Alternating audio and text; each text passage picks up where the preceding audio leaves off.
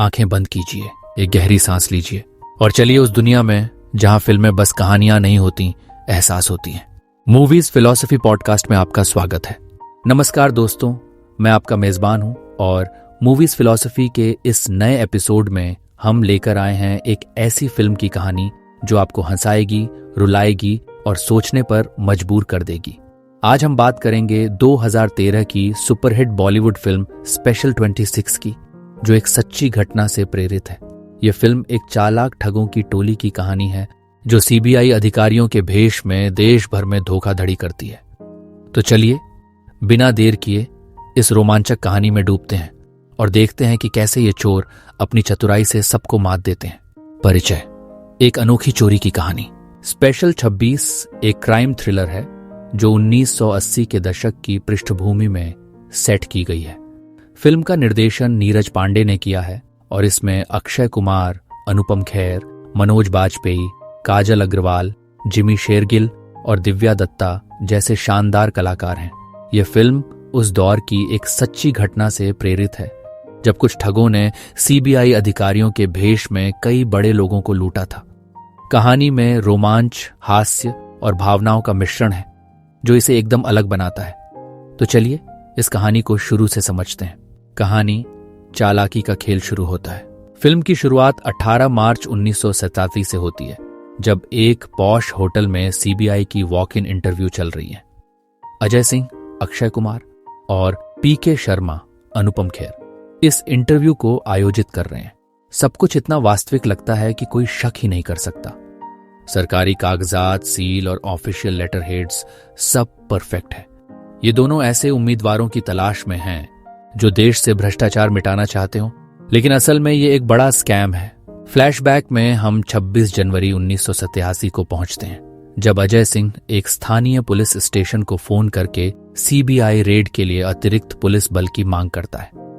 वहां के SI Ranveer Singh, Jimmy Shergill और उनकी सहयोगी शांति, दिव्या दत्ता इस रेड में शामिल होते हैं। अजय, पीके शर्मा, जोगिंदर, राजेश शर्मा और इकबाल, किशोर कदम इस रेड को अंजाम देते हैं।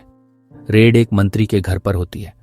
मंत्री का पीए जब पीके को धमकाने की कोशिश करता है तो पीके उसे जोरदार तमाचा मारते हुए कहते हैं, शर्म करो, देश की सेवा करने वालों को धमकाते हो।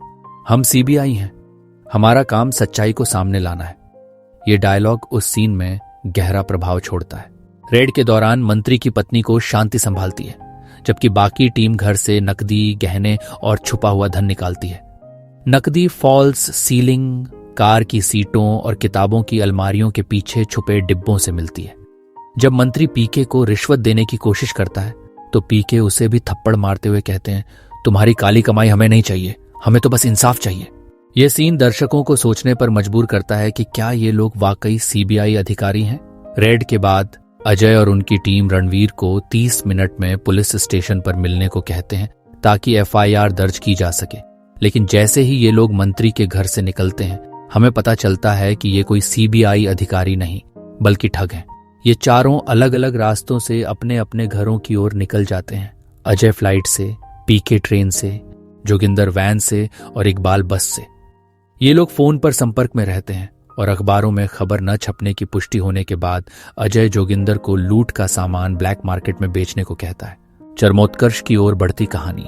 28 जनवरी 1987 को ये चारों दोस्त चंडीगढ़ में पीके शर्मा की बेटी की शादी के लिए मिलते हैं।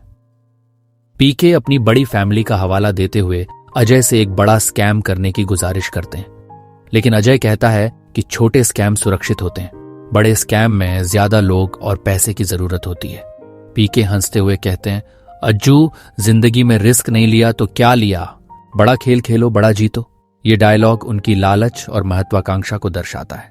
इधर अजय की प्रेमिका प्रिया, काजल अग्रवाल, उससे शादी करने की बात करती है। वह जानती है कि अजय स्कैम करता है, फिर भी उससे प्यार करती है। वह चाहती है कि अजय उसे अपने साथ ले जाए, इससे पहले कि उसके माता पिता उसकी शादी कहीं और कर दें। अजय वादा करता है कि एक बड़ा स्कैम करने के बाद वह उसे अपने साथ ले जाएगा। वह प्रिया से कहता है, बस एक आखिरी खेल, फिर हमारी जिंदगी सेट हो जाएगी, तुम मेरा इंतजार करना।